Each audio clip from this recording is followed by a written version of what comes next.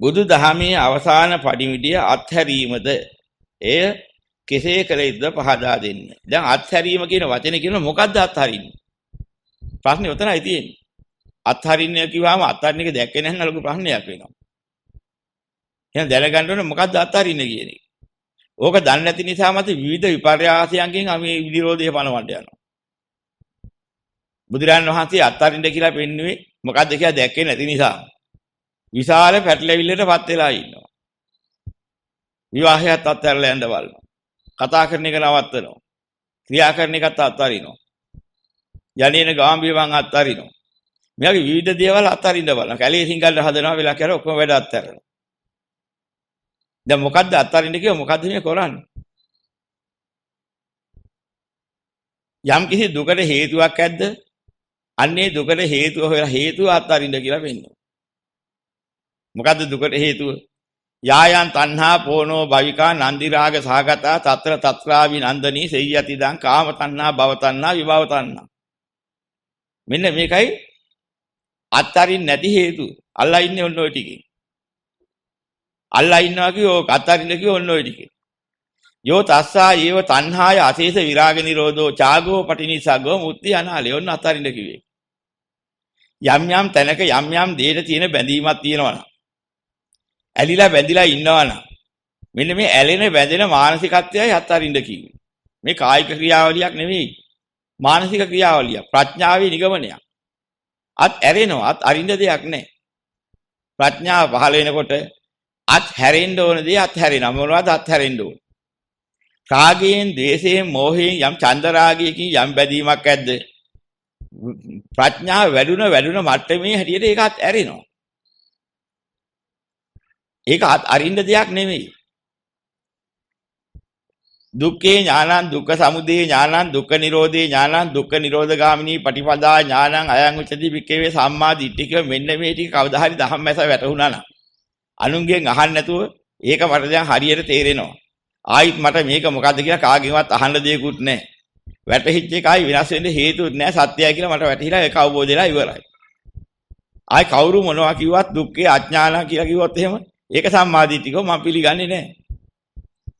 දුක්ඛ සමුදයට හේතු වෙන්නේ නැති දෙයක් දුක්ඛ සමුදය කියලා පිළිගන්න බෑ. යථාර්ථය දැකලා ඉවර නම් ඔන්න ඔහොම තත්ත්වයටපත් වෙනවා. මෙන්න මේ දර්ශන ඥානීය පහළ වුණාට පස්සේ එයාගෙන් අත්හැරෙන කාරණා තුනක් තියෙනවා ප්‍රධාන වශයෙන්.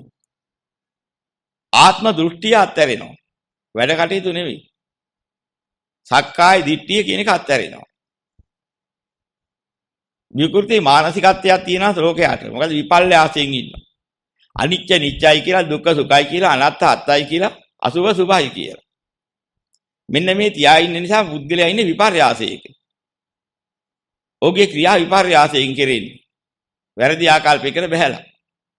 ඔන්නේ වැරදි ආකල්පය අත්හැරලා යනවා. විතිකිච්ඡා අත්හැරනවා කිව්වේ එතනයි. සැක අත්හැරනවා ගහන ලොකු ප්‍රශ්නයක් මත තියෙනවා අද කාලේ. සැකේ කියන්නේ මොකද්ද? සැකේ කියන්නේ පවු නෙමෙයි කියලා මහාචාර්යවරු ලිපි ලියලා තියෙනවා මේ සංග්‍රහ වලට. දැන් මොනවා කරන්නද? බෞද්ධ ධර්මයේ පිළිබඳ මහාචාර්යතුමාත් ලිපි ලියලා තියෙනවා සැකේ කියන එක පවු නෑ කියලා. එයින් කියාපු කාරණේ හරි. නමුත් විතිකිච්ඡා කියන්නේ සැකේටද මොකේද ටික හොයාගත්තන එකයි අලුපාලු. විතිකිච්ඡා නම් පව්. අද ලෝක සම්මතිය කියන සැකේ පව් නෙමෙයි. ඒක විමර්ශනාත්මකව හේතුවක් වෙනවා. විමර්ශනය කරන්න. විතිකිච්ඡා කියන වචනේ පිළිගන්නේ ඒක තමයි කිව්වේ. ඒකේ වචනේ නිරුක්තියක් තියෙනවා විකෘති කෘත්‍යය. විකෘතිය කියන්නේ මොකද්ද? ඒකත් විග්‍රහ වෙන්න ඕන. අනිත්‍ය දේ නිත්‍යයි කියලා ගත්තොත් ප්‍රകൃතිය නෙමෙයි විකෘතිය. අනිත්‍ය දේ අනිත්‍යයි කියන එක ප්‍රകൃතිය. දුක්ඛ දේ දුක්ඛයි කියන එක ප්‍රകൃතිය, සුඛයි කියන එක විකෘතිය. අනාත්ම දේ අත්තයි කියන එක විකෘතිය, අනාත්තයි කියන්නේ ප්‍රകൃතිය. අසුභය අසුභයි කියන එක ප්‍රകൃතිය, සුභයි කියන්නේ විකෘතිය. එනම් මේ පෘථග්ජන මට්ටමේ ඉන්න තාකල් ලෝක සත්‍යය. ඔය අනිත්‍ය දේවල් නිත්‍යයි කියන තැන ඉන්නවා. දුක්ඛ දේවල් සුඛයි කියන තැන ඉන්නවා. අනාත්ම දේවල් අත්තයි කියන තැන ඉන්නවා. අසුභය සුභයි කියන තැන ඉන්නවා. මෙන්න මේ නිසා පළමු දර්ශනයක් තියෙනවා. ඕක නැති කරගන්න ක්‍රමයක්. ditthi විපර්යාස, සංඥා විපර්යාස, චිත්ත විපර්යාස කියන මේ තුනකින් විපර්යාසයටපත් වෙනවා. සෝතාපන්න පුද්ගලයා ditthi විපර්යාසය විතරක් අත්හැර ගන්නවා. තව සංඥා විපර්යාසයයි, චිත්ත විපර්යාසයයි තව තියෙනවා. තව එහාට යන්න ඕනේ ඒවත් ඇරින්න. වැඩෙන හිතරයි ඒවත් ඇරින්න. මෙන්න මේ විකෘති කටයුතු කරන මානසිකත්වයේ දෘෂ්ටියක් තියෙනවා. දෘෂ්ටිය අත්හැරලා යනවා, විතිකිච්ඡා අත්හැරනවා කිව්වේ ඒකයි. විතිකිච්ඡාවේ දෘෂ්ටිය අත්හැරලා යනවා සෝවාන් වෙනකොට. මෙන්න අත්හැරෙනේම.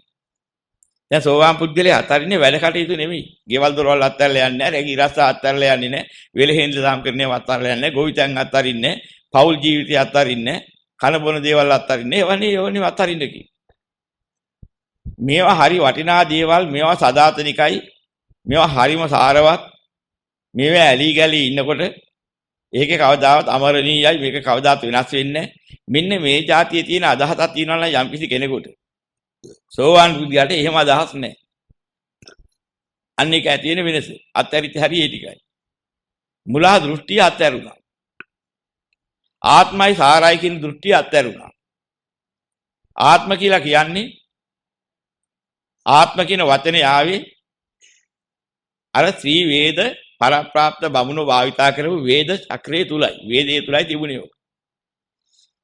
ඒ වේදේ ආත්ම වෙන්නඳ කාරණා තුනක් භාවිතා කරලා තියෙනවා. සදාතනිකත්වේ. ඒක කවදාවත් නැති වෙන්නේ නැහැ.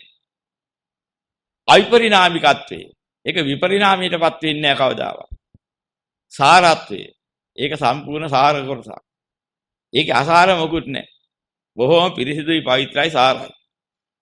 මෙන්න මේ කාරණා තුනේ යමක් තියෙනවා. ඒකයි ආත්ම කියන්නේ කියන එක තමයි ආත්මවාදයේ මුල. ඔන්න ඔහම එකක් තියෙන තැන් විවිධ තැන් වල කියනවා. මේක රූපාසේ තියෙනවා, වේදනාසේ තියෙනවා, සංඥාසේ මේක තියෙන, සංකාරාසේ මේක තියෙන, විඥානාසේ තියෙන්නේ. මේක රූපේ තුලයි, වේදනා තුලයි, සංඥා තුලයි, සංකාර තුලයි, විඥාන තුලයි තියෙන්නේ. එහෙම නැත්නම් රූප තියෙන්නේ, වේදනා තියෙන්නේ, සංඥා, සංකාර, විඥාන තියෙන ආත්මය තුලයි. ඔය ආදී වශයෙන් ඒවා වෙනස් වුණාට ආත්මය වෙනස් වෙන්නේ නැහැ. ඔය ආදී විවිධ මතවාදයන්තර කෙලවරක් නැතුව ගේනවා. අන්නේ ගේනේ ඔය ආත්ම කියලා ගන්න මුලා දෘෂ්ටියක් තිබුණා නම් ඒ කියාතිය ආත්මයක් ලෝකේ හට ගන්න කිසිම හේතුවක් නැහැ කියලා. ධර්මයේ දැක්කහම ධර්මයේ තුලින් නිගමනයක් කරනවා. ඒ නිගමනය කරපුවාම එච්චර කාල තිබිච්ච වැරදි දෘෂ්ටිය නැති වෙනවා. වැඩ කටයුතු නෙමෙයි නැති කලේ. ඔන්නේ දෘෂ්ටිය. නෑ අදහස් දෙකක් මේ නැති වුණේ. ආත්ම දෘෂ්ටිය නැති වුණා. අර ප්‍රകൃතිය දැක්කට පස්සේ විකෘති බලාපොරොත්තුවකින් කරන්නා වූ කටයුතු ඔහුට පිළිහිටන්නේ නැහැ. නිත්‍ය දෙයක් හොයන්න, සැප දෙයක් හොයන්න, අත්ත දෙයක්, සාරවත් දෙයක් හොයන්න, සුබ දෙයක් හොයන්න. එහෙම එකක් ලෝකේ නැහැ කියලා දැනගත්තට පස්සේ ඒ හතර ආකාරී දෙයක් කරන්න යම් කටයුත්තක් දෙවනම් ඒ කටයුතු දැන් ඔහු ළඟ නැහැ. වැඩක් නැති කටයුතු කරන්න හිතෙන්ද චේතනා නැගින්න හේතු නැහැ අභ්‍යන්තරේ විදිලා ගියාට පස්සේ. මෙන්න මේකයි කියන්නේ විතිකිච්ඡා නැහැ කිය. කාංකා විතිකිච්ඡා කියන වචන දෙක එකටම පෙන්නන වචන දෙකක්. කාංකා කියන්නේ සැකය කියන. විතිකිච්ඡා කියන්නේ ඒ සැකය කියන. මේ වචනේ අර්ථයවත් එකිනෙක විග්‍රහය මේක කියන්නේ මට දොස් කියනවා බොහෝ අය. අලුතෙන් බණ හදලා කියනවා කිය. ඉතින් නොකිය බෑ. මම නෙමෙයි මේ මහාචාර්යවරුත් මේක විතිකිච්ඡා සැක නැහැ කියන බුදුරන් වහන්සේ දේශනා කරලා තිනවා. පංච නීවරණ තව විග්‍රහ කරලා කියනවා දස අකුසල. යමක් පවු නම් ඔන්න ඔය ටිකේ තියෙනවා. එහෙනම් බුදුරන් වහන්සේගේ බුද්ධ දේශනාවට පටහැනිව කතා කරලා මහා විශේෂඥ දැන්ට ඉන්න මහාචාර්යවරු දීපිරියා තියෙන සංග්‍රහ වලට විතිකිච්ඡාව පවු නැහැ. ඉතින් බුද්ධ දේශනාවට විරුද්ධ ඒවා නිවිරුද්ධ. මම කියන එක නෙමෙයි. මම කියන්නේ විතිකිච්ඡාව පවු. එනල් විද්‍යාඥයෝ දැනාලේ දැන්ට ඉන්න මහාචාර්යවරු විතිකිච්ඡා කියලා කිව්වේ යමක් ඇද්ද? ඒක විතිකිච්ඡා නෙවෙයි. ඒකයි කියන්නේ ඒගොල්ලෝ කියන එක පවු නෑ කියන එක ඇත්ත. ඒක විමර්ශන මානසිකත්වය. විමර්ශනය නොකර ඇත්ත දැනගන්න බෑ. හොයන්න ඕනේ, පරිශීලන කරන්න ඕනේ. එහෙම සැකයක් නැත්නම් ඒක කරන්න බෑ. ඒකයි පවු නැත්තේ. එහෙනම් සැකේ නෙමෙයි මේ කිව්වේ. කාංකා කියලා කියන්නේ සැක කිව්වට බෑ තේරෙන්නේ නෑ. ඒක තමයි ඒකේ නිරුක්තියක් තියෙනවා දන්නේ නැති නිසායි ප්‍රශ්නේ මතුවෙන්නේ. ක අංකා කාංකා ගණන් ගන්නෙ නෑ අපේ භාෂාවෙන් කියනවා. අංක ක්ෂය කරලා. අංකයක් දෙන්නේ නැහැ, ගාණක් දෙන්නේ නැහැ. මං කවුද ගණන් ගන්නෙ ඔක? අන කාංකා. බුදුරන් වහන්සේ වැඩ ඉන්නවා දැක්කම බුදුරන් වහන්සේට කවුද ගණන් ගන්නේ? බුදුවරු යවේ කට්ටියනේ. ඔහොම කියන්න පුළුවන්. ඒ කාලේ කාංකා වුණා ඒක. ගණන් ගත්තේ නැහැ. ගණන් ගත්තේ නැහැ උන්වහන්සේ කියන සත්‍යය ගණන් ගනීද? බුද්ධයේ කාංක තියෙනවා ධම්මයේ කාංක තියෙනවා නිග්‍රිකාම. උන්වහන්සේගේ ශ්‍රාවකයෝ ගණන් ගන්නවද? නායකයා ගණන් ගත්තේ නැහැ. සංඝයේ කාංක තියෙනවා. කාංක තියෙන ගණන් ගන්නෑ. බුදුන් ගණන් ගන්නේ නැත්නම් ධර්මයේ ගණන් ගන්නෙත් නැත්නම් සංඝයා ගණන් ගන්නෙත් නැත්නම් උන්වහන්සේ වෙනපු ශික්ෂා මාධ්‍ය ගණන් ගන්නෙත් නැත්නම් ඔහු කොහොමද ප්‍රවෘත්ති කටයුතු කරන්නේ? ඒ ගණන් ගන්න නැත්තේ මොකක් නිසාද? අවිද්‍යාවෙන් වැහිච්ච නිසා. අවිද්‍යාවෙන් වැහිලා ඉන්න බුද්ධිලා සත්‍යය ගණන් ගන්නේ නැත්නම් ඔහු පිහිටලා ඉන්නේ කොහිද? අසත්‍යයක. නෑ මොකේද පිහිටලා තියෙන්නේ? නිච්චයි කියන අවිපරීතේ, සුඛයි කියන විපරීතේ, අත්තයි කියන විපරීතේ, සුභයි කියන විපරීතේ.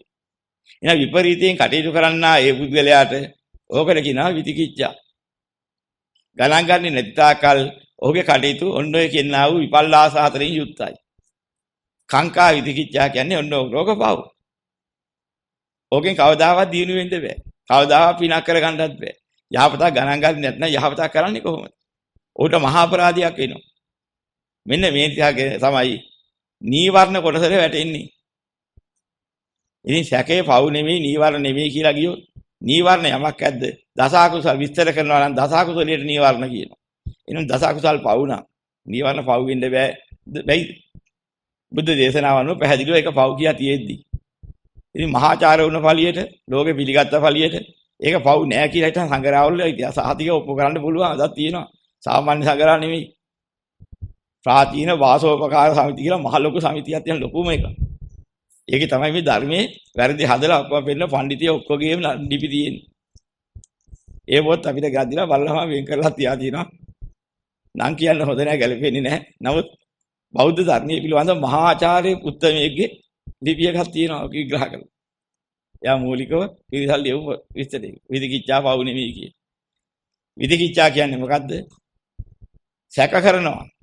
මේක හරිද වැරදිද? පරිේෂණ කරන්න ඒක අවශ්‍යයි. අන්න එහෙමයි කියන්නේ. ඕකට කියන්නේ විමර්ශිද්දීපාදේ. විමර්ශිද්දීපාදේ අවශ්‍යයි. විමර්ශනයේට හේතු වෙන බුදුරන් වහන්සේ දේශනා කරන මා ගැනත් කිව්වට පිළිගන්න එපා. පරිේෂණ කරන්න. මා කෙරෙහි පරිේෂණ කරන ඔබලාට සත්‍ය වැටහෙන්න පටන් ගනී. අන්න විමර්ශිද්දීපාදේක හැටි. යම් කෙනෙක් අරිහත් කියව පරිේෂණයක් කරන්න. පරිේෂණයක් කරලා බලන්න. ඔහු කරන කටයුතු මනා පරිශ්‍රණයකින් ඉන්න. කතා දිහා පරිශ්‍රණයෙන් ඉන්න. මේ කතාව රාග සහගතව යනවත්. ද්වේෂයට හේතු වෙන කතාවක්ද කියන්නේ. මුලාවටපත් වෙන වැඩද කරන්නේ. මේවා බලාගෙන යනකොට වෙන්නේ වෙනස. පරිශ්‍රණ කරන්න. ඒක පව් නෙමෙයි. ඒක තමයි දාදී සැකයි කියලා හිතා ඉන්නේ සැකේ කියන්නේ ඕකට. ඒ ලෝක සම්මතේ අර්ථ විපරීත වෙලා තියෙන හැටි. විකෘති කටයුතු හටගන්නේ අනිච්ච නිච්චයි කියලා දුක්ඛ සුඛයි කියලා අනාත්ත අත්තයි කියලා අසුභ සුභයි කියලා නිගමනය කළොත් අන්නේ නිගමනයෙන් කටයුතු කළා ඒ දෘෂ්ටිය ඉන්නා නම් ඒක එහෙමමයි කියලා අන්‍යයාට කියනවා විතිකිච්ඡාවක් තියෙන කෙනා. ඔන්න ඕක ඇරිලා යනවා සෝවාන් වෙනකොට. එනවා ආර්ය වෙන පළවෙනි අවස්ථාවේදී අත්හැරෙන්නේ කරන වැඩපිළිවෙල නෙමෙයි. ඔන්න ඔය දෘෂ්ටිය. මනසේ විපෘති පැත්තක තියෙන ස්වභාව තුනක් අත්හැරලා යනවා. ඊට පස්සේ සීලවෘත පරාමර්ශණය මොකෙන්ද කරන්නේ? අවිද්‍යාව නිසා, මුලාව නිසා ඔහුට මගනමග හොයාගන්න බැරුව. ඔහු නිවන් මග හැටියට නිවන් නොවන මග පරිවර්තනය උට වැල්ලා. ඒ පැත්ත භාවිතා කරන්න පටන් ගන්නවා. අන්න ඒ නිසා ඔහු වෘත පරාමර්ශණයකට වැටෙනවා. නිවන් දකින්න හිතාගෙන.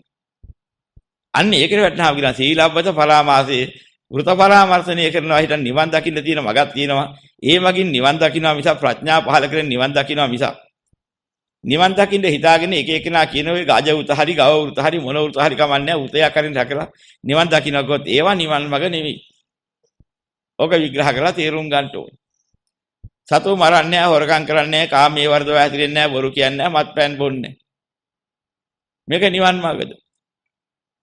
නෑ, ඒක ලෝකේ සුචරිත මග. පැහැදිලිව විග්‍රහ කරලා තියෙනවා. ඉතින් මේවා අපි විග්‍රහ කරන මෙච්චර කාල කරපු නැති විග්‍රහ නිසා අපිට දොස් කියන්න පුළුවන් සමහර වෙලාවට නමුතු බණ කියනවා කිය. ඒක විග්‍රහ කරලා දෙන්නේ පටිසම්භිදා මග්ග ප්‍රකරණේ මූලික අටුවාව.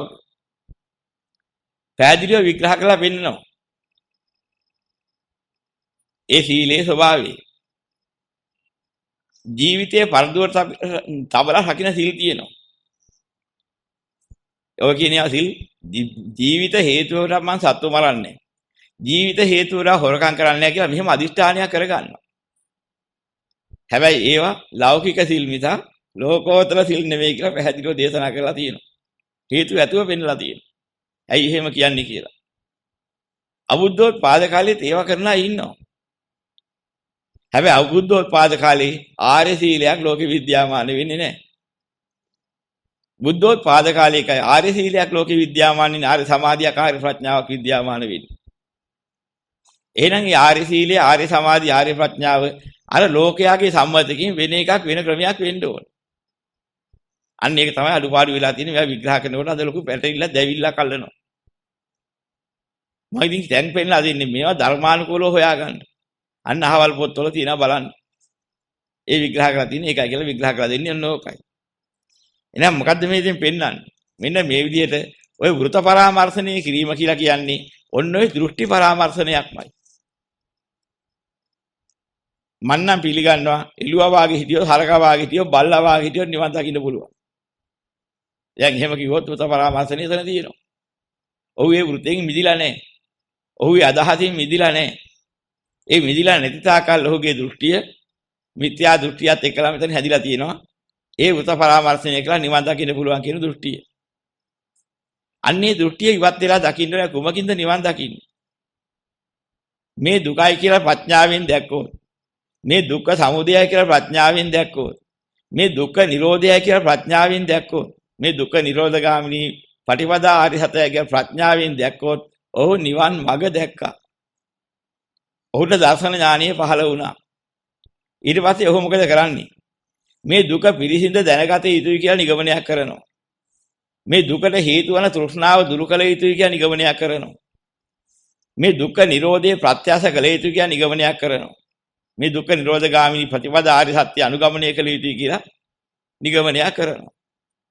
නිගමනයක් කළා සම්මා දිට්ඨියෙන් පටන්ගෙන සම්මා සංකප්පයන් කල්පනාවට යොදනවා.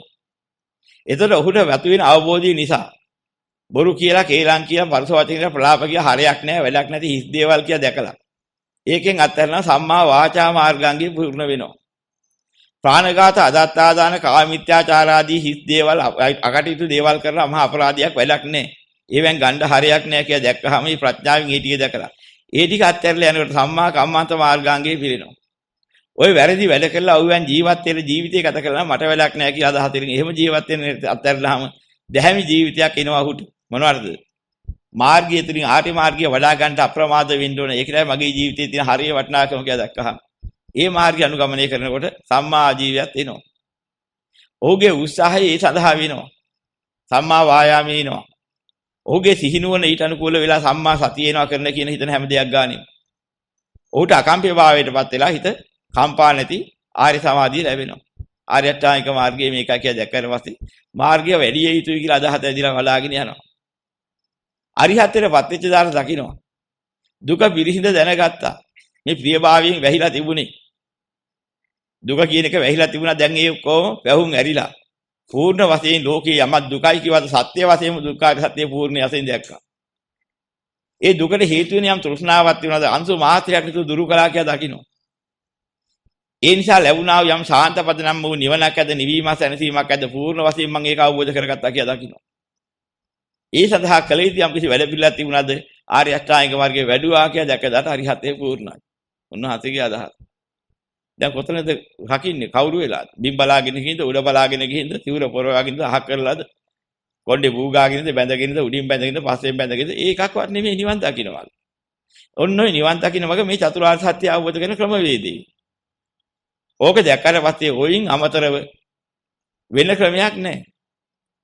උඹලට නිවන් දකින්න බෑ අපි වගේ සිවුරු පොරවාගෙන ඉන්නවා රහත් වෙන්න. ඒක මොට්ටකම. ඒක ඇත්තක් නෙමෙයි. එක එකනාගේ අදහස්. සංඝයා කියලා කියන්නේ ඔය ගිහියෝ නෙමෙයි.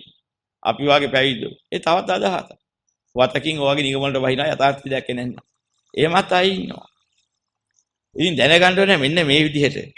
අපි ඉතින් මොකද්ද කළ යුතු පැත්ත? එහෙනම් බුද්ධ ධර්මයේ අවසාන පණිවිඩය මොකද්ද? අවසාන පරිවිදියේ උන්වහන්සේ මොන හොදන එකක් ඇල්ල නැහැ, නාන එකක් ඇල්ල නැහැ, කන එකක් ඇල්ල නැහැ, බොන එකක් ඇල්ල නැහැ. බොනවා කියන මත්පැන් නෙවෙයි. බොනවා කියන්නේ වතුර බොන එක, පිපාසයට යමක් බොන එකක් ඇල්ල නැහැ. බල මුත්‍රා පහ කරන එකක් ඇල්ල නැහැ. උන්වහන්සේ අඳින එකක් ඇල්ල නැහැ. මොනවා හරි සිවුරක් පරව ගන්නවා. ඒක හොද ගන්න එකක් ඇල්ල නැහැ. ගද ගගා ඉන්නේ නැහැ. ඉතින් උන්වහන්සේ ජරාවගලෝ ඉන්න එහෙම එකක් නැහැ. උන්වහන්සේ ඒව සුද්ධ ඇතුව තියාගෙන ඉන්නවා. උන්වහන්සේගේ ජීවිතය අනික ඔක්කොටම වඩා සැකසුරුවක්. මොනවද අත්හැරියේ? රාගයේ මුල් කරගෙන රාගයෙන් හටගන්න හිතවිලි ක්‍රියාවදන් උන්වහන්සේ ළඟ නැහැ. ද්වේෂ සහගත හිතවිලි ක්‍රියාවදන් උන්වහන්සේ ළඟ නැහැ. අත්හැරලා තියෙනවා යථාර්ථය දැකලා පස්සේ. මෝහ සහගත හිතවිලි ක්‍රියාවදන් උන්වහන්සේ ළඟ නැහැ. උන්වහන්සේගේ මේ ජීවිතයේ අනුපතිශේෂයෙන් පිරිනවන් පාන්නේ කවද්ද? එදා වෙනකන් යමක් කටයුතුද? ඒ අත්‍යවශ්‍ය කටයුතු සිව්පසයත් එක්ක සම්බන්ධ සියලු කටයුතු උන්වහන්සේ කරනවා. එපමණක් නෙවෙයි සෑදාවල් දෙකේ වැඩිපුරම කාලය ගත කරලා දයානුකම්පාවෙන් ලෝකයාට නිවන් මඟ පෙන්වා දෙන්න උන්වහන්සේ කාලය ගත කරනවා. උන්වහන්සේ ඵල සමාපත්තියෙන් ඉන්න උනා නිදහස තිබුණොත් ඵල සමාපත්තිය තියෙනවා. මේ මොනවද අත්හැරලා තියෙන්නේ? යමක් නිසා පව් සිද්ධ වෙනවා නම් ඒ සියල්ල අත්හැරියා. දැන් ඉතින් අපි මොකද්ද මේක අහන්නේ? ඕක කියන්නේ නැතුව එකපාර අත්හරිනවා කියන වචනේ විතරක් දැමුවොත් කොච්චර අපි මුලාවටපත් වෙනවද? එහෙනම් බුද්ධ ධර්මයේ පරම නිෂ්ඨාව සියල්ල අත්හැරීමද කිව්වොත් එහෙම. සියල්ල තෝරාගත්තේ නැති නිසා රැවටෙනවා. සිය කියන්නේ කවුද? තමා. අල්ලා කියන්නේ අල්ලාගත්ත. මමත්වයෙන් අල්ලාගත්ත එකට කියනවා සියල්ල. සියල්ල අත්හරින්න බෑ තමයි. සිය කියලා මම මගම කියලා අල්ලාගත්ත හැරියක් තියෙනවා. මේ මමත්වයෙන් අත්හරින්න දාන්න. උන්වහන්සේලා මමත්වේ නේ. සියල්ල අත්හැරියා. සියල්ල කියවම අද අර්ථය වෙනස් වෙලා. ලෝකේ තියෙන සජීවී අජීවී සෑම දෙයක්ම සියල්ල. අද හිතා ගන්න. දැන් මේ සියල්ල කියන වචනේ ඊටලා ගැඹුරු අර්ථ තියෙනවා. සබ්බ ස අබ්බ මමත්වයේ ඉබිලා මමත්වයේ බැයිලා ඉන්නේ. සබ්බ වෙනවා. ඉතින් අන්නේ වගේ තියෙන ක්‍රමයක් තියෙනවා. ඉතින් ඔක දකින්න ඕනේ. ඉතින් අත්තරින්නේ මොනවද? අත්තරින්නේ ගැන හිතන්න එපා. ප්‍රඥාව වැඩෙනකොට හිතුවක් නැතත් ඇරෙන්න ඕන හරිය අත්තරි. ප්‍රඥාව වැඩි වීමට යමක් කටයුතුද අන්න ඒක හොයලා කරන්න. එහෙම නැත්නම් රංගපාන ලැහැත්ති වෙනවා. සෝවාන් පුද්ගලයා මොනවද අත්හැරලා තියෙන්නේ? සකෘදාගාමී පුද්ගලයා මොනවද අත්හැරලා තියෙන්නේ? ඉතල අත්හැරව කැලේ ටික හොයාගෙන මල්ලා දැන් ඒව නැහැ. මං සෝවාන් මං සකෘදාගාමී. ඔන්න ඔය જાතියට වැස්සල පස්සේ මුලාවටපත් වෙනවා. ප්‍රඥාවෙන් අත්හැරන හරිය කාටවත් ඉතුරු වෙන්නේ නැහැ. දැනගත්තා නැත්නම් ප්‍රඥා පහළනාම යමක් ඒ ප්‍රඥාවලන අත්හැරෙන්න බෑද? ඒ ටික ඒ මට්ටමවල අත්හැරෙනවා. යමක් ඇසුරු කළ යුතුද? කවුරුවා කියා දෙන්න දෙයක් නැහැ. ප්‍රඥාවෙම නිගමනින් කෙරෙන්න ඕන හරිය කෙරෙනවා. ඒක ප්‍රඥාවේ නිගමනයේ මිස කවුරුවක්ගෙන් අහලා කරන එකක්වත් කවුරුවක් දීපු නියෝගයක්වත් නෙමෙයි. බුදුරජාණන් වහන්සේ එහෙම නියෝග පනවල පිරිනුවම් පෑවේ නැහැ. මෙන්න මේක කරගන්නilla කිය. උන්වහන්සේ පින්නවා ක්‍රමවේදයක්. අත්හැරෙන හරිය කළ යුතු හරිය කියන්න දෙයක් නැහැ. ප්‍රඥාවට නිගමනය වෙනවා. ඒකට අවශ්‍ය කරන ක්‍රමවේදය පෙන්ලා දුන්නා. පෙන්ලා දෙන යමක් නිසා පව් සිද්ධ වෙනවා නම් ඒ දේ අත්හරින්නේ මං කිව්වට නෙමෙයි. තථාගතයන් වහන්සේ කිව්වට නෙමෙයි. ඔබලා හිතලා බලන්න. ඒ පව් සිද්ධ වෙනවා නම් ඒකෙන් අවඩක් වෙනවා නම් ඒකට ගත යුතු තීරණේ ඔබලාගේ නුවණට වැටහෙන්න ඕනේ. මොකද්ද වැටහෙන්නේ? කරනවද නොකරනවද? නොකරනවා. කරනවා කියලා දෙන්නේ නුවණක් නැහැ. නුවණට එහෙම එකක් ඉන්නේ නැහැ. යමක් නිසා වැඩක් සිද්ධ වෙනවා නම් වෙන්නේ දුකක් කරදරයක් නම් අවඩක් නම් ඒක නම් ඒක අවසාන ප්‍රතිඵලයි. ඒක කරනවද නොකරනවද? කළොත් යහපතද නොකළොත් යහපතද? ඉතින් ඥානවන්තයින්ගේ 100%ක්ම තීරණේ ප්‍රතිචාරය මොකද්ද? ඒක නොකළ යුතුයි. ඒක කළ යුතුයි කියා තීරණය ඥානවන්තයින්ට දෙන්න එකක් එන්නේ නැහැ. අන්න බුදුරන් වහන්සේ පඤ්ඤාවන්තසායන් ධම්මෝ කිව්වෙත් ඒකයි. ඥානවන්තයාටයි මේ ධර්මයේ. තෝරාගන්න. තෝරාගෙන කරන්න. බොහෝ නිදහස් මාධ්‍යයක් දුන්නා. හොඳට හිතලා බලලා හිටන් තීරුම් බලන් කටයුතු කරන්න. ඒක තමයි අද වෙනකොට වැහිලා තියෙන්නේ. හිතන්න සීමාව ඉඩ දෙන්නේ නැහැ. එක්තරා වාක්‍ය වැලකට සීමා කළා බුදුදහම. ඒ වාක්‍ය වැලෙන් එහාට කතා කරන්න බෑ. වාක්‍ය වැල තෝරන්න අටුවාව ගන්න ඕනේ. අටුවාවේ කියා තිනකින් එහාට වචනයක් කතා කරන්න බෑ. කළොත් බෞද්ධ නෙමෙයි. ඔතෙන්ද දාලා තියෙනවා. අර බමුණු වේදේ තිබුණේ toy ක්‍රමී. වේදේ ගත්ත බමුණෝ යජුරු සාම කියලා ඒගොල්ලන්ගේ තිබුණා වේද පොත් උනා. ඒවෙන් ගත්ත ඒවා අපි අටුවාවල් කියලාද කියනවා වගේ හතරවන් කියලා තව වේදයක් හදන චතුළු වේදයක් හදාගත්තා. වේද පොත් 4 කොටසක්. යජුරු සාම අතරවන් කියන මේ කොටස් 4කින් ත්‍රිවේද චතුර්වේද වුණා. හරියට අපේ ත්‍රිපිටකයේ අටුවාවයි වගේ. ත්‍රිපිටකයේ තව එකක් ඇතුළේ අටුවාව හදාගත්තාම හතරක් වුණා. අටුවාවත් එක්ක. ඒ වගේ බමුණන්ගේ ත්‍රිවේදයේ තව එකක් ඇතුළේ චතුර්වේදයක් වුණා. ඒ බමුණ කවදාවත් ඔයින් එහාට කතා කරන්න දෙන්නේ නැහැ. දෙල්ලමක් නෙමෙයි අල්ලා මරනවා. ඒක කතා කරන්න ගියොත් ඒ තරම් භයානකයි ඒ කාලේ. රාජ්‍ය නීතියක් බවට පත් කරගෙන ඉන්න බමුණන්ගේ වචනෙට රජවරුත් යටත් වුණා. බැරිලා හරි බමුණෙක් නොවන කෙනෙක් එහෙම වේදේ ඉගෙන ගත්තොත් ඉස කතාව මරලා දමන්නත් නියෝග පනවන්න හැකියාවක් තිබුණා කියලා හිටන් රජුරුවන් ළම. ඉතින් ඒ කාලේ ඉගෙන ගන්න එහෙම අයිතියක් තිබුණේ අඩු කුලේ කෙනෙකුට. ඒ බමුණු දහමේ හැටි. ඒ දිහා කතා කරන්න බෑ. යමක වචනයක් අහගන්නවා නම් ඒ ඔක්කොම පද නුරුක්ති ආදී ඔක්කොම ඒකේ තියෙනවා. ඉගෙන ගත්ත එක. ඒකෙන් එහාට කතා කරලා වචනයක්වත් කියන්න බෑ. එහෙම ක්‍රමයක් තියෙන කාලෙක තමයි බුදුරජාණන් වහන්සේ ඔය නිදහස් වෙලා හිතන කියන කරන කටයුතු විග්‍රහය පෙන්වන්නේ. නිදහස් චින්තනයකින් යථාර්ථය දකින්න ක්‍රමවේදය පෙන්වන්නේ. ඒකෙදී ඔක්කොම අයින් කළා. අයින් කළා හිටන් Tamante වැටෙන සකාය නිරුක්තිය කියලා පෙන්නනවා. සෝකීය අවබෝධය ලබා ගැනීමට තමන්ගේ ව්‍යවහාරය. ඒක භාවිතා කරන්න. ඒකෙන් දහම් තෝරා ගන්න. ඒ තමයි බුදුරජාණන් වහන්සේ පෙන්නපු ක්‍රමය. දැන් ඒක මාගදී නිරුක්තියට සකාය නිරුක්තිය කියන්නේ ඊට පස්සේ ආයිත් හැදුවා. පැහැදිලිව ධර්මයේ විග්‍රහ කරලා තියෙනවා සකාය නිරුක්තිය කියන්නේ සෝකීය ව්‍යවහාරී කිය. ඉතින් සෝකීය ව්‍යවහාරී විවිධයි. මේ බුදුරජාණන් වහන්සේ ඔය කාරණේ අරණ විභංග සූත්‍රයේ තව පැහැදිලිව විග්‍රහ කළා. ඒ ජනපදී ඒ අය විවිධ දේ හඳුන්වන්නේ විවිධ නම් ගොත් සඳහන් කරන නම් සඳහන් කරන.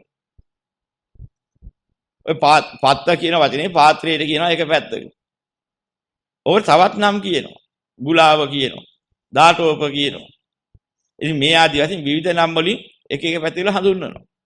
ඒවට විව තර්කවාද කරන්න යන්න එපා. ඒ වචනේ අහක් කරන්න යන්න එපා. ඒ පැත්තේ වන කියනකොට ඒ වචන භාවිතා කරන්න. ඒ අයගේ යම්කිසි ක්‍රමවේදයක් තිබුණාද ව්‍යවහාරයක්. ඒ ව්‍යවහාරී තේරුම් අරගෙන ඒ ව්‍යවහාරයෙන් ධර්ම දේශනා කරන්න. පැහැදිලිව මේක අරණ විභංග සූත්‍රයේ දේශනා කරනවා. සකාය නිරුක්තියෙන් ධර්මයේ තේරුම් ගන්න කියලා පෙන්නනවා. සකීය ව්‍යවහාරයට අරගෙන තෝරා ගන්න. නැත්නම් තේරෙන්නේ නැහැ.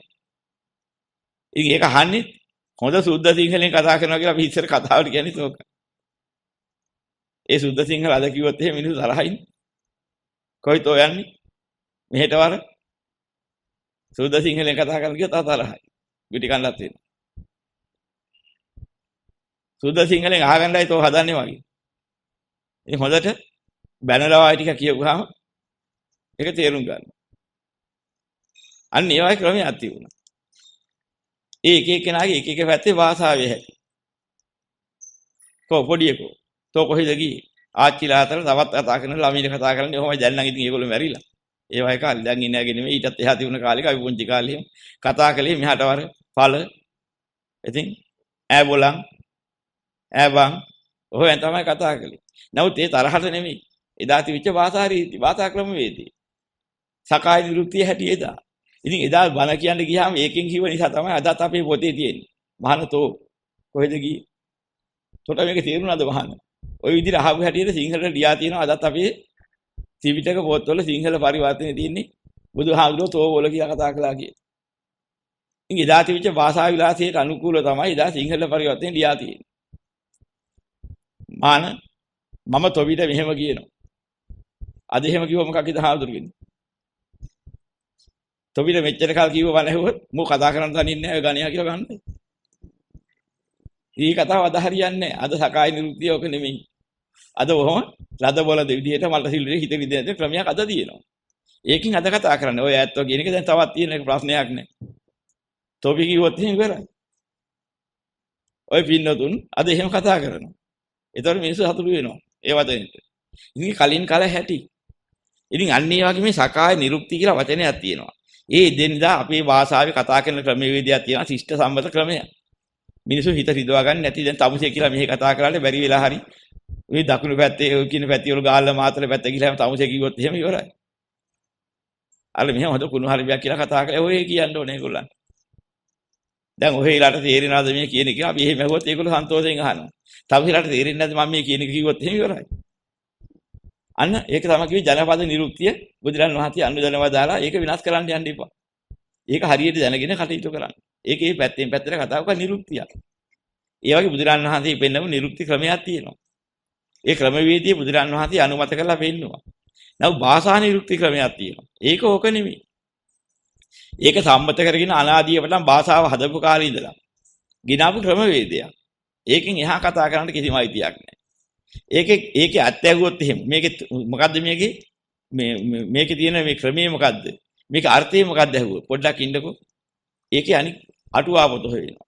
ඒක නම් ටීකාව හොයන්න ඕනේ. ටීපනි හොයන්න ඕනේ. මේ ආදි වශයෙන් ඕක හොයාගෙන ඒකේ තියෙන එක කතා කරනවා මිසක් ඒකින් එහාට කතා කරන්න අයිතියක් නැහැ.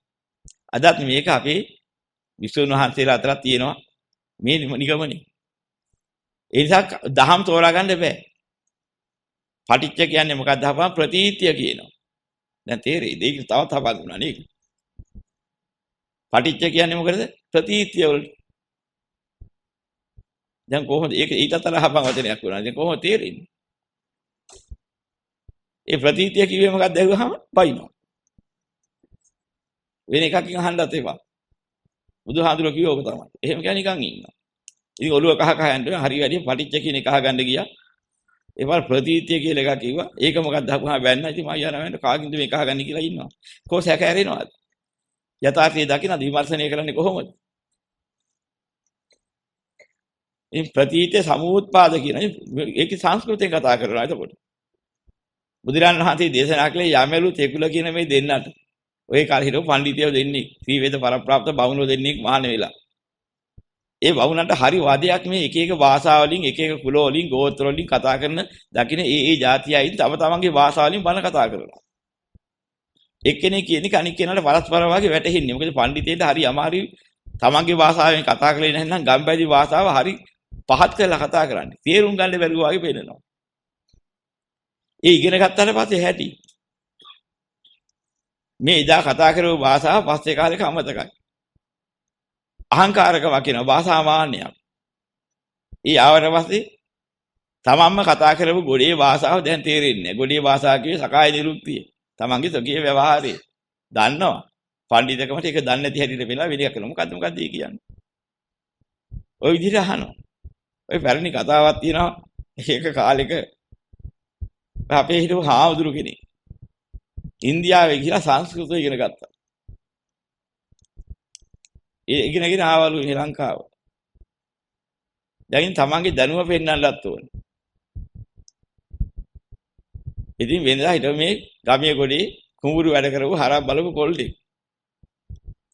දැන් මේ මහණෙලා හිටන් සංස්කෘතිය ගෙනින මහේසාකේ බුද්ධිලේ කියලා ඇවිදින්න. ඇවිදලා හිටන් මොකද කරන්නේ? මේ ගමේ මිනිස්සෙක් හම්බෙලා. අර හරක් හැලා වෙනකොට අර මොකද අර අහනවලු හරක් දිගේ වෙන්න. මීහරක්. හවුදුරනේ මීහරක් ඒ මොකද? මහීෂ. ධම්ම මහ ප්‍රාණවතනය. දැන් මහීෂ කිව්වමයි තේරෙන්නේ. මෙච්චර කල් කොටු වෙගෙන යන හරක් බලපු එකට තේරෙන්නේ නැහැ මීහරක් කියලා වතන. අන්න පඬිත වුණාට පස්සේ ඒක. ඊට පස්සේ වයසට ගිහිලා ඉතින් අම්මයි තාත්තයි දෙන්නේ එකලා වෙයිවල ගිනි තපිනවලු. ඇදින් බැලුවලු. අර දෙන්න කවුද? අනවලු. අම්මයි තාත්තයිනේ හවුදුන්නේ. අම්මා කියන්නේ තාත්තා කියන්නේ. මාතෘ පීතෘ ඊවල. නොදකින් විතරත් ඔගේ මහානගම වල තොට අම්මා තාත්තා තමතකුණාද කියලා බැනලා යන්න කියලා අර මනුස්සය. මෙන්න මෙහෙම ක්‍රමයක් එදෙනවා. අපේ අය ඉගෙන ගත්තාට පස්සේ එච්චර කල් භාවිතා කරපු අම්මගේ භාෂාවත් මතක නැහැ. තාත්තගේ භාෂාවත් මතක නැහැ. ඔන්නෝම එකක් වෙනවා. උනාට පස්සේ මේ හොඳට පැහැදිලිව කියනදී මට තේරෙන්නේ නැහැ මොනවද ඔය කියන්නේ. තේරෙන්න කියන්න ඕනේ ව්‍යාකරණ භාෂාවෙන්. අන්න බුරුදු වෙලා තියෙන හැටි. මේ බුදුරයන් වහන්සේ මෙහෙමයි තමයි පෙන්වුවේ.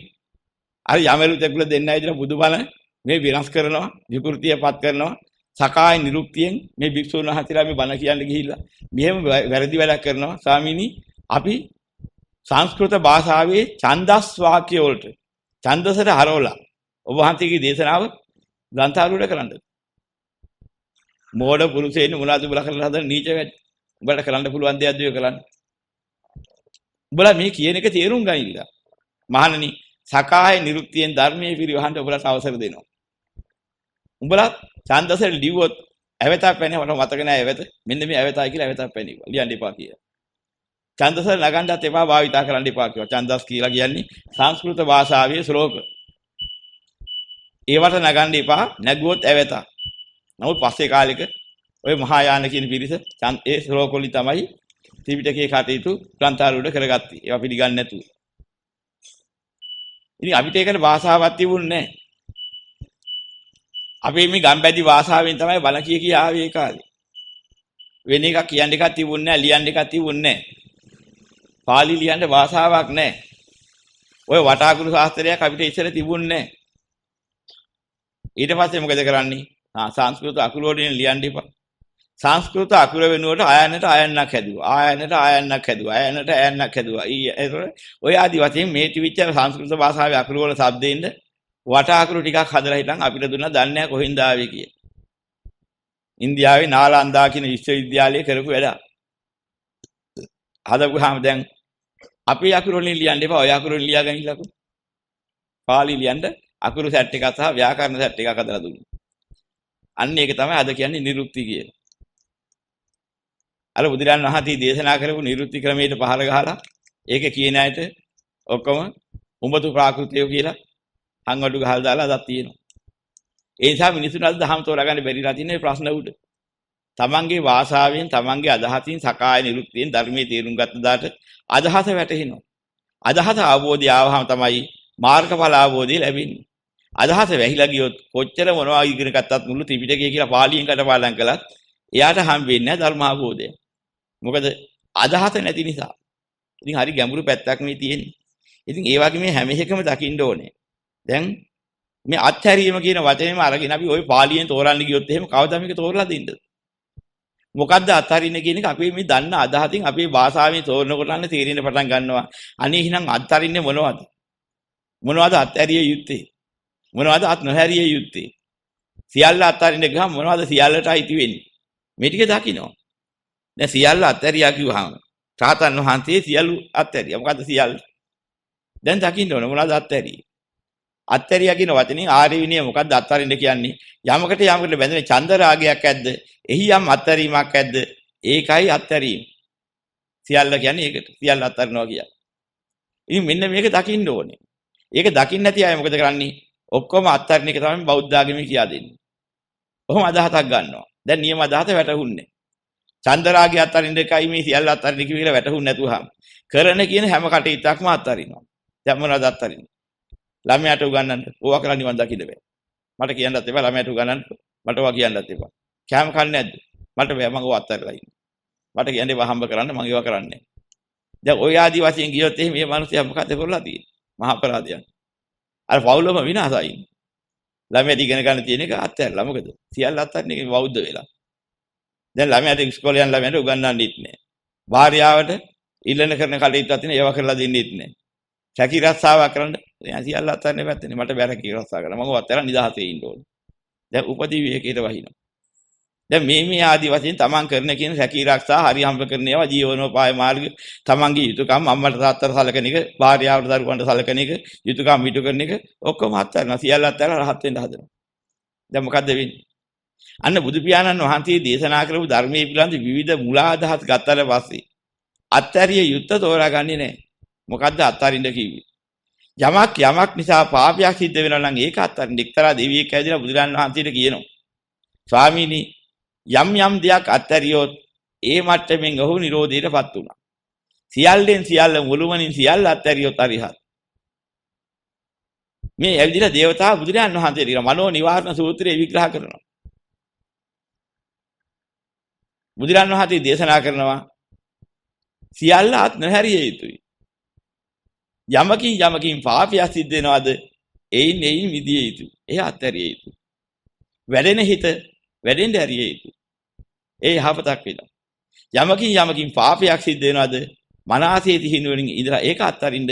එතකොට අන්නේ තුලින් මනෝ නිවාරණය සිද්ධ වෙනවා. අන්න ඒකයි සුද්ධ කරගන්න ඕනේ. ඉතින් පැහැදිලිව දේශනා කළා තියෙදි අදත් හිතන්න එපා, කියන්න එපා, කරන්න එපා මේ සියල්ල අත්හරින්න කියන ක්‍රමයක් අදත් යනවා. එහෙම භාවනා කළොත්. ඉතින් රූප අත්තරින්න, වේදනා අත්තරින්න, සංඥා සංකාර විඥාන නෙවෙයි අත්තරින්න කිව්ව ඒවට බඳුන චන්දරාගය. ඉතින් ඔක තේරුම් ගන්න දන්න භාෂාවෙන් කතා කරලා මිසක් ඔයාට මේ තනින් තන තියෙන අටුවා ටිකාවල තියෙන වචන වැල් හොයන්න ගියොත් එහෙම ඔක තෝරා ගන්න බැරුව යනවා. ඒකයි අද ධම්ම අවබෝධයට බාධා වෙලා තියෙන්නේ. ඉතින් ඔක තෝරා ගන්න ඕනේ ඒ විදිහට. ඉතින් බුදුරජාණන් වහන්සේ දේශනා කරන බුද්ධ ධර්මයේ අවසාන පණිවිඩය මොකද්ද? ඡන්ද රාගයේ අත්හැරීමයි. යථාර්ථයම කියනවනේ. අවසාන පණිවිඩය යුතුයකම් මෙහෙම අත්හැරීම නෙමෙයි. යුතුයකම් අත්හරින්න එක බුදුරජාණන් වහන්සේ දේශනා කළේ නැහැ පින්ඩ පැවිදිලා හිටන් දෙමව්පියන්ට කණ්ඩ නැහැලා කණ්ඩ හොයා දෙන්න පින්ඩ පාත කරලා. යුතුයකමක් ඒක. තමයි හැදුවට වැඩුවට උපකාරයට කෘතෝපකාර කරන්න. සාදුකාරයක් දුන්න එක්තරා වික්ෂුන් වහන්සේලාම පින්ඩ පාත වෙන අම්මට දාන ගිහින් දෙනවා. වික්ෂුන් වහන්සේලාට මේක හම්බෙලා ගියා වික්ෂුන් වහන්සේලාට ස්වාමීනි අහවල් වික්ෂුව ගිහියන් පෝෂණය කරනවා. මහාන වෙලා. එන්න කියලා බුදුරජාණන් වහන්සේ මොකද්ද මේ කියන්නේ? ස්වාමීනි අම්මයි තාත්තයි කන්න නැතුව ඉන්නවට බලා ඉන්න බෑ. මම පින්ඩ පාත කරගෙන කියලා දාන දුන්නා. සාදුකාරය දීලා කිව්වා මාන්නේ ආදර්ශයට ගන්න. දෙමව්පියන්ට මාන වුණත් ගිහිලා හිටන් නැත්නම් සලකන්න. කන්න බොන්න දෙන්න. පින්ඩ පාත කරගෙන දෙන්න. ඒක දරුවන්ගේ යුතුයකම. පැවිදි වුණත් ඒක අවසරය දෙනවා. මොකද යුතුයකම් ඉටු කරන්න ඕන. මෙහෙම අවසරයක් දුන්නා. ඉතින් ගියනොත් ඕක දකින්න නැති අය තමයි ඉතින් පැවිදියට අන්න ගිහි අය පෝෂණය කළා කියලා හරි විදිහට බුදුරන් වහන්සේ කියලා කිව්වේ. වැරද්දක් කියලා හිතාගෙන. එහෙනම් බුදුරන් වහන්සේ යුතුයකම් ඉටු කිරීම ගිහි පැවිදි දෙගොල්ලන්ටම එකසේ පෙන්නවා. මේ ආර්ය විනය තුල කොතනකවත් යථාබෝධය ලැබුවා කියලා යුතුයකම් ඉටු නොවෙන්නේ නැහැ. යම් කිසි අමතක වීමකින් හෝ යුතුයකම් ඉටු නොකරන එකක් තිබුණා නම් යථාබෝධය ලැබුණාට පස්සේ ඔහු යුතුයකම් ඉටු කරන්නෙක් වෙනවා. ඔහු ඉතින් කල යුතු නොකල යුතු දැනගෙන මනසය කරන්නෙක් වෙනවා. වැඩ කර නැති හිස් දේවල් නොකරන්නෙක් වෙනවා. ප්‍රඥාවේ ස්වභාවය යන්නේ ඒකයි. එදාට යහපතක් වෙනවා. එහෙනම් බුදුදහම තුල බෞද්ධත්වයටපත් වෙන තරමට ලෝකයේ මෙලොව පරලොව නිවන් යන තුන් අභිවෘද්ධිය ලැබෙන්න හේතු වෙනවා. මේක තෝරා ගන්න ඕනේ.